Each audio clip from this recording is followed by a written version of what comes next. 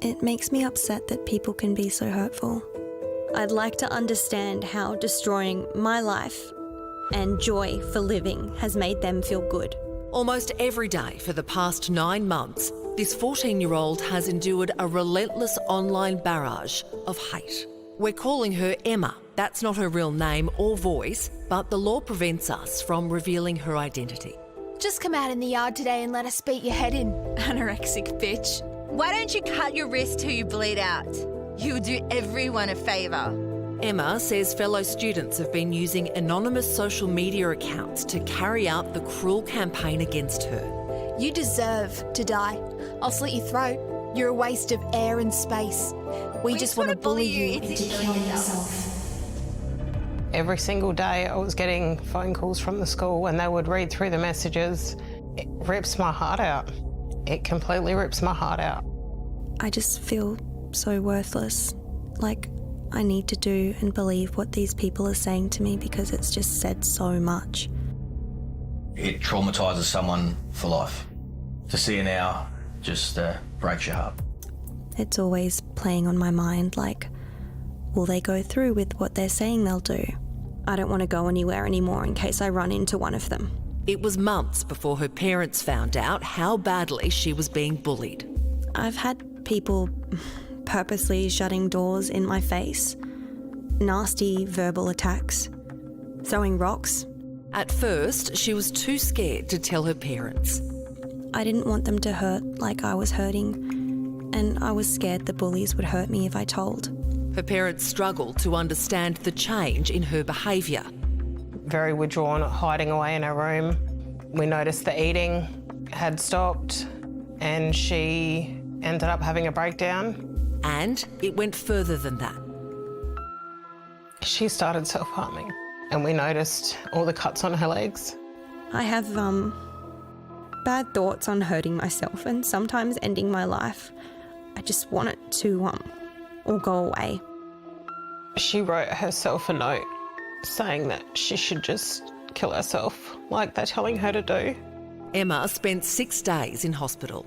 Her body started shutting down where she almost slipped into a coma. She just wanted to give up and she said to me, "Mum, please just let me go." And I said, "I'm not going to let you go." The number of children being cyber-bullied is increasing. Almost 2,000 reports have been made to the E-Safety Commission in the past year. That's an increase of 28%.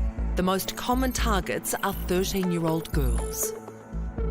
Schools need to take cyberbullying more seriously and give bullies the punishment they deserve. Not once did these bullies get in trouble or suspended. I was the one getting sent home for my own safety. And they said, we shouldn't say this, but we suggest that she doesn't come to school for the rest of the term for her safety. The school says it has a zero-tolerance policy towards bullying and that police have attended on several occasions in 2023 to talk to students about bullying prevention and appropriate online behaviour. Whatever cyber safety education the school's doing, it's failing because it's clearly not working. So we need to make sure that schools understand their responsibility when it comes to the prevention and then, of course, dealing with online issues. Emma's parents turned to police for help. And again, same sort of response that the school gave us. They don't know who it is. It's too hard to identify because they're using fake accounts. They post, social media videos and they show their faces and they still couldn't identify who was behind the screen. Cyberbullies can be prosecuted under various state and territory stalking and harassment laws. There's also a federal criminal law that carries a maximum penalty of 3 years jail. Police have the ability to request the data from these platforms to find out the identification of the person behind an account. Cyberbullying is not new. It should be a huge part of police training. It should be training members that are already out in stations, but that is sadly not happening. Police have told us 2 teenage girls were arrested and charged with assault in relation to Emma's case back in June. They say the offences were alleged to have occurred in April via social media platforms. 6 months on, the girls still haven't faced court, but police insist they are investigating. I was ringing them every second day And then we never heard anything back. For weeks, 4 months, and it was just like banging our head against a brick wall. Any decent police officer would continually check back in with their victims to make sure that, that they're aware of what the investigation is up to. As we reported back in August, Jack's mum was forced to take out a protection order to stop her son's bully harassing him at his school in Victoria. They started bringing me notes telling me if I did not start playing with that person again, she'll bring a knife or a gun. Instead of using them on me, she'll use them on my other friends. He was passed a note from one of his friends that said, go and kill yourself. And he did try to strangle himself at school. Why can't the school expel your son's bully? The education department is saying because of their inclusion policy, every child does have a right to an education. What about my child's education? Since we aired the story, the tormentor has left the school and Jack is now thriving. But his experience is the tip of the iceberg, with no shortage of disturbing bullying videos posted online, like this one sent to us by a high school student. Stop on his head! Stop on his head!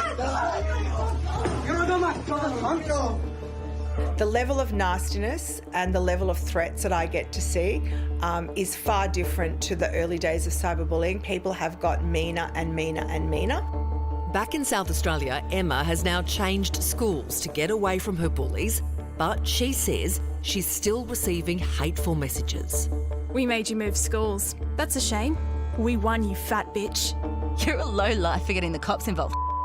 That's a dog move. We will bash the shit out of you.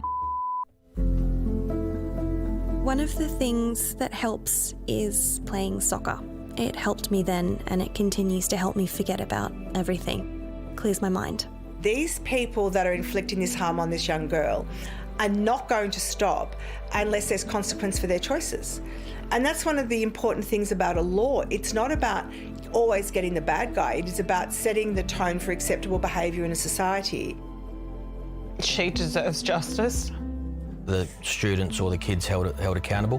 The police to find out exactly who was sending these messages and for justice to be served.